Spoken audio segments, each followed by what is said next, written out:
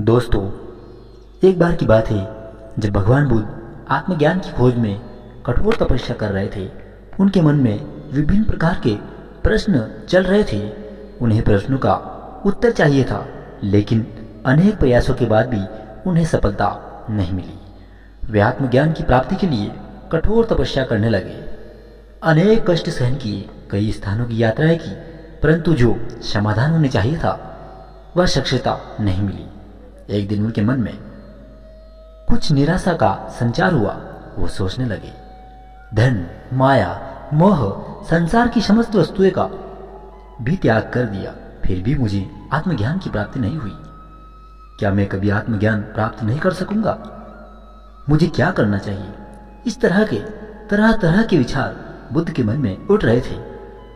तपस्या में सफलता की कोई किरण दिखाई नहीं दे रही थी और इधर बुद्ध ने प्रयासों में कोई कमी नहीं छोड़ी।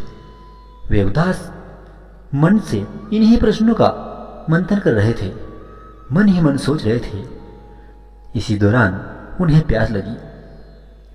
वे अपने आसन में बैठे थे और अपने आसन से उठकर और जल पीने के लिए सरोवर के पास गए। वहां उन्हें एक अद्भुत दृश्य दिखाई दिया। उन्होंने देखा, एक बंदर मुंह में फल लिए सरोवर के पास आया। फल उससे छूटकर सरोवर में गिर गया। बंदर ने देखा, फल पानी की गहराई में जा रहा था। बंदर ने पानी में छलांग लगा दी। उसने अपना शरीर पानी में भिगोया और बाहर आ गया। बाहर आकर उसने अपने शरीर पर लगा पानी झाड़ दिया और पुनः सरोवर में कूद गया। बंदर इसी तरह का क्रम करता रहा और बुद्ध उसे देखते रहे, लेकिन बंदर इस बात से अनजान था कि क्या वह समुद्र के पानी को सुखा सकता है। पर लगातार अपने काम में लग रहा था। बुद्ध सोचने लगे, ये कैसा बंदर है? सरोवर का जल यह कभी नहीं सोखा सकेगा। लेकिन इसने हिम्मत नहीं हारी। यह पूरी शक्ति लगाकर सरोवर को खाली करने में लगा है। अचानक बुद्ध के मन में एक विचार का उदय हुआ।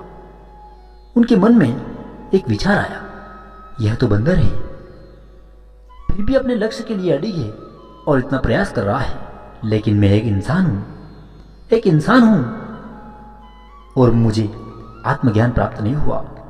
तो मैं मन में निराशा लेकर बैठ गया। ऐसा भाव उनके मन में आने लगा। उन्होंने सोचा, नहीं, अब मैं तुरंत ही वापस तपस्या में जुट जाऊंगा। इस प्रकार महात्मा बुद्ध ने बंदर से भी शिक्षा प्राप्त की और तपस्या में जुट गए। एक दिन उन्हें आत्मज्ञान प्राप्त हो गया और वे भगवान बुद्ध हो गए। दोस्तों, किसी भी कार्य को करने में अगर सामने कष्ट आए, असफलता का संकेत आए, तो दोस्तों घबराए नहीं, अपितु कर्म करते रहे, क्योंकि फल तो एक दिन अवश्य मिलेगा। समस्याएं तो आती ही, जिस तरह अगर अपने साथ कोई समस्या है और समस्या को देखकर हम घबराते हैं तो समस्या हम पर और भी ज्यादा हावी हो जाती है।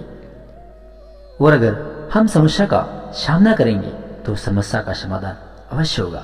दोस्तों, आज की कहानी को हम यहीं विराम देते हैं। मिलते नेक्स्ट कहानी के साथ, तब तक के लिए जय हिंद, वंदे मातरम, जय श्री राधे।